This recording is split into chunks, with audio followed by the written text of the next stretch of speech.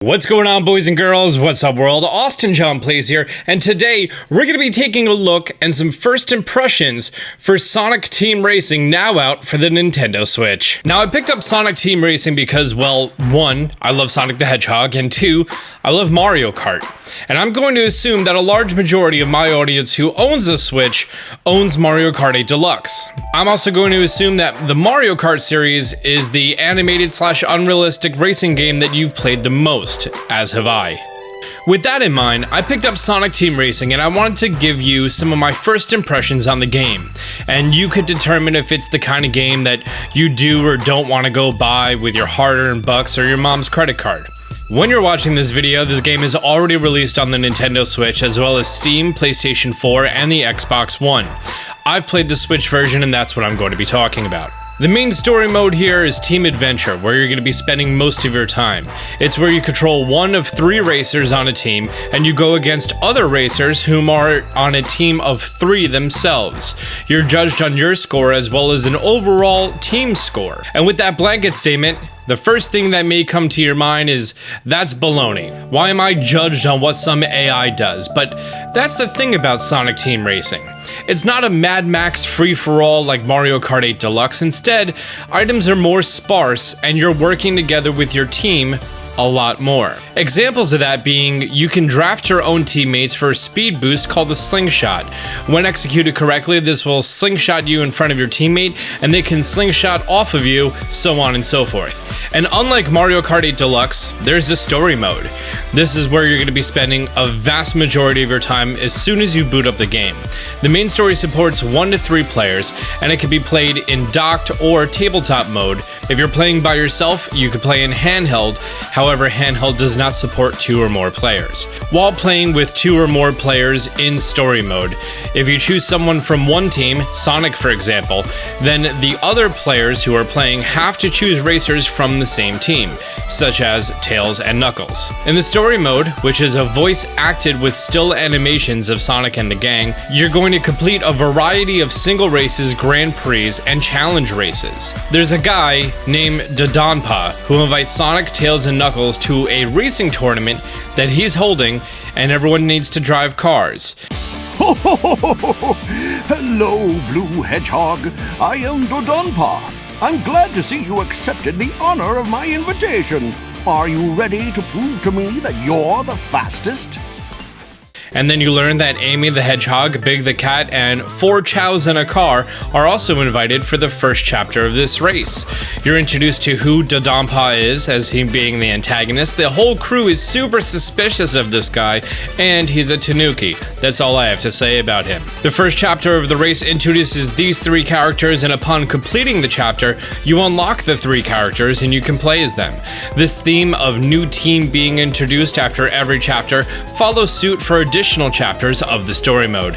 Each chapter is a basic map with an average of about 6 acts, including the challenges. The challenges each have 4 ranks to earn and can help hone your skills, and they can be quite a challenge. However, most challenges are not required to progress through the story. Each challenge has 4 different ranks up to platinum, and I do recommend spending some time on them, at least getting to bronze level before moving on, as it conditions you for the upcoming chapter. As far as the regular races, there are single races and Grand Prix. Grand Prix are a collection of 4 races, and there's also some fun twists to the races, such as survival races, where the last racer or 2 in each lap is eliminated, therefore destroying the team commodity. There's also fun random mirror modes of courses, and more. When entering a race or a Grand Prix, there's a set amount of goals to reach that's displayed on the right-hand side. Except for the challenges, you'll find yourself completing all of these goals with ease. Also, each race has a difficulty option: normal, hard, and expert. Expert is locked by default, and completing goals on a harder option gets you a higher score on the race via multiplier. As far as the racers themselves, you start the game with the classic trio: Sonic the Hedgehog, Tails, Miles the Fox, I don't know the proper way to say his name, and Knuckles the Echidna. Sonic's design is based off of new Sonic, not classic Sonic. Attitude is cocky and lighthearted, and his teeth are not human-like, so I approve. As far as all the voice acting in the game, Sure, Knuckles and Tails and I got these weird invitations to meet somebody at the beach for some kind of race, but I've always got time for a chili dog. It's pretty spot on, and I generally like all of the characters, except for some reason I really don't like Shadow's voice. Perhaps you could be useful in assisting me to thwart the Doctor's plan after all, Sonic. It sounds like a guy who's trying way too hard to be dark and edgy. Although, I guess that's what Shadow is doing too. When you complete Chapter 1, you unlock the racers that you just raced against, Amy, Big the Cat, and the Chows, and from there you'll unlock a colorful cast of racers based off of old Sonic games, some newer, some older. The racers that you can unlock in this game include Blaze, Eggman, aka Dr. Robotnik, aka Jim Carrey, Metal Sonic, Omega, Rogue, or Rouge, I don't know how to say her name, Shadow, Silver, Vector, and Zavok. This brings me to the three categories of racers. There are speed types, like Sonic and Amy, technique types, like Tails and the Chow, and the power types, like Knuckles and Big. Speed types are, well, obviously the fastest racers. Technique types attract rings when nearby, and they aren't affected by going off-road. I do recommend this if you're playing with a younger sibling or child. And the power type are the heavyweights, like Bowser, that can knock into other racers, and they could also destroy obstacles on a course with ease. You even get a few rings every time they do destroy one. It's also important to note that each of these three classes generally handles very differently. For example, when I do challenges that involve drifting, I like to use technique types because of how quickly they can enter into the drift. And when it comes to races like single and Grand Prix, I prefer power types because I like to pave the way for my other two characters on my team to follow behind me and slingshot up. Now let's get into the races. I do want to mention that the levels that you race in, even earlier, are very detailed. There's a lot going on with each race course, and each race sometimes can seem a little distracting with how many things are going on screen compared to, in retrospect, Mario Kart 8's more basic stylized courses. However, the team thought about that, and in both docked and handheld mode, if there's an opposing racer in front of you, they have a very fine red outline that helps you distinguish them from the course. This small detail I cannot begin to explain how helpful it is. Team Sonic's racing can be broken down into a few things. Drifting, which is very similar to Mario Kart 8 Deluxe's, drafting and slingshots, which I've already explained a little bit, ultimate team boost, and items. Firstly, items. Hit an item box on the course and it gives you a random wisp. However, I may refer to these as just items out of force of habit. The various wisps do different things, and you can only collect and hold one at a time. Now, once you have a wisp in your possession, you can use it. However, you can also offer it to a teammate. It then re-randomizes to be a different wisp, and that teammate gets it. You can also request an item/wisp from your teammates if they have them. And your teammates may offer you items randomly. If you accept them while you have an item, then it will be added to a buffer of items, so one standby one. The transfer and use of items is very different from Mario Kart 8 Deluxe, and there's not a huge amount of items on each course. Therefore, the game promotes you to use them strategically, and of course, sharing is caring. It's really nice to not be in the mentality of, okay, I just got an item, I need to use this 1 to 2 items before I hit the next amount of items. And also, let's go over one very specific scenario that many Mario Kart players find themselves in. You're in first, and you're only getting a single banana, a green shell, or a coin. That's it. Instead, in Team Sonic Racing, you offer that item to your teammate to help them catch up. Your ultimate goal is to have yourself in first and your teammates in second and third. When you give away one of your items to your teammates, not only are you immediately helping your teammates by giving them an item, obviously, however, you also fill up your ultimate meter, which is triggered by hitting X. This puts you and your teammates into a state of invincibility and a speed boost, very similar to how a superstar works in Mario Kart, except it's for you and your two teammates. In addition to sharing items, you also fill your meter by slingshotting with your teammates, letting them slingshot off of you, hitting other racers, as well as various other ways.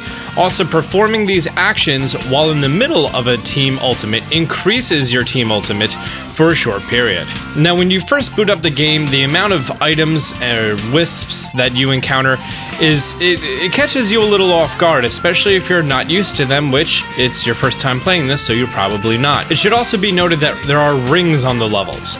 They add to your top speed as well as count toward your final score. However, if you get hit once or fall off of a course once, you lose all of your rings. Sonic stuff, you know? When completing races and challenges, you'll also get credits. These can be used for mod pods. Mod pods are like acorn capsules that you get from a quarter machine at the exit of a food store. Each mod pod is 10 credits, and it's essentially a lottery of items. The items can be anything from in-race boosts to items, meaning that there's a chance of you collecting an item and instead of it just being 1 rocket, it's 3 rockets. A boost box item, which is a one-time disposable use item that you start off a race with a specific wisp. Mods for your race cars for a random character, even if they haven't been unlocked yet. The engine mods come in a few different types, and there are legendary versions of the mods. From what I could tell, the only difference is that the legendary ones are gold. You could also get horns, paint jobs, and vinyls.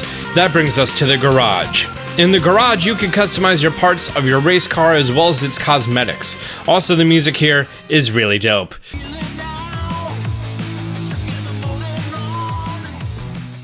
But also, the customizing is dope, mostly the paint options, but first let's talk about the performance options. You unlock parts as you progress through the game via mod pods or other means, and before going into a race you can choose to hot swap these parts in and out, or in the garage you can define your default loadout. Generally, each of these takes away from one or several stats and adds to others, but also, some of them look really awesome. And while they could be used to add to a racer's shortcomings, they could be also used to make them excel very much in one category. But at the same time, you could equip parts that counter each other and just make the car look a lot cooler. From what I could tell, you're not going to find a combination of parts that magically makes you the best racer in the game. They're all fairly well balanced. Here's the fun stuff. This is what I came for. That's actually not sarcasm, it's painting. From the beginning of the game, you could customize the paint jobs of the vehicles for any unlocked characters. There's 15 default paint schemes and 13 additional paint schemes based off of classic and modern Sonic levels. Once you pick a color scheme, you get those 4 colors to choose from, and you get to choose from a healthy variety of finishes. The finishes can make your paint look matte, semi-gloss, metallic, and so much more. So the finish that you end up choosing for the color affects the saturation, the hue, and the light reflection of the paint. You can also swap the color scheme after choosing the finishes and get some really awesome and easy customizing. There's also a variety of vinyls to choose from. All of them are locked at the beginning of the game, and there's a bunch of horns too, because you know how much you use horns in Mario Kart.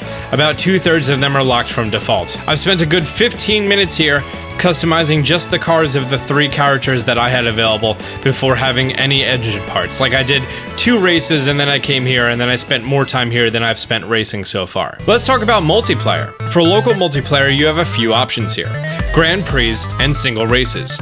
For both, you get to play as a team or a single racer, completely defeating the purpose of the game. The multiplayer is 1 to 4 players, and Sonic Team Racing also supports single sideways Joy-Con play. For Grand Prix, you choose from the 5 different Grand Prix in the game with 4 courses each. For who you play as, it's locked to who you've already unlocked in story mode. So out of the box, you're only going to be able to choose from 3 characters: Sonic, Tails, and Knuckles. But each race has a total of 12 racers, including racers that you haven't unlocked in story mode, chosen at random. I'd also like to note that if you're playing a 1-player team race, your teammates are not locked to the default teams, meaning that if you choose Sonic, your 2 AI teammates may be Big the Cat and Shadow, which is very weird. This also goes for just popping in a fresh game with 4 controllers. The 4 players have to choose from the 3 available racers, Sonic, Tails, and Knuckles, so you generally have to do some time invested in the story mode before friends can join in and not use repeat characters. However, I don't really feel like this is the kind of game that random friends are just going to be able to hop in and enjoy themselves. More on that at the end. You also get the option to do races and Grand Prix with the Switch's local wireless, which lets you create lobbies and join them, which is nice. So let's wrap it up with some overall final thoughts. Sonic Team Racing is a fun game, and I'd say it's a little bit more akin to Diddy Kong Racing than Mario Kart. It's more of a game that two people will sit down, play the story together, rather than a game that you could just pop in with a group of people and within the first race, everyone knows exactly what's going on. The vehicle customization is really well done, the lottery system is pretty fair and not too frustrating.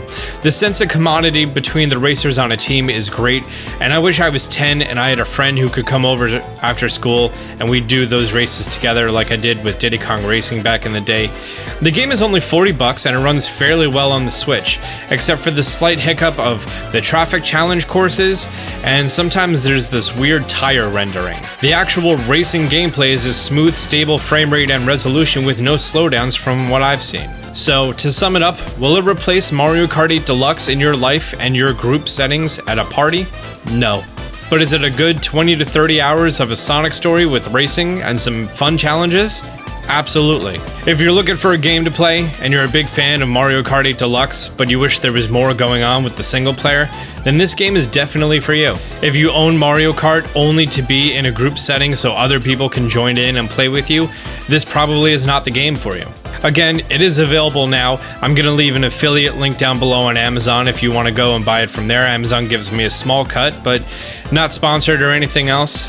And yeah, that's my first impressions that I have about Sonic Team Racing for the Nintendo Switch. So guys, it's been a while since I did a game review and I really enjoyed it. If you enjoyed the video, do me a favor, leave a like down below. If you're new to the channel, be sure to subscribe, turn on notifications. Until next time, Austin John out.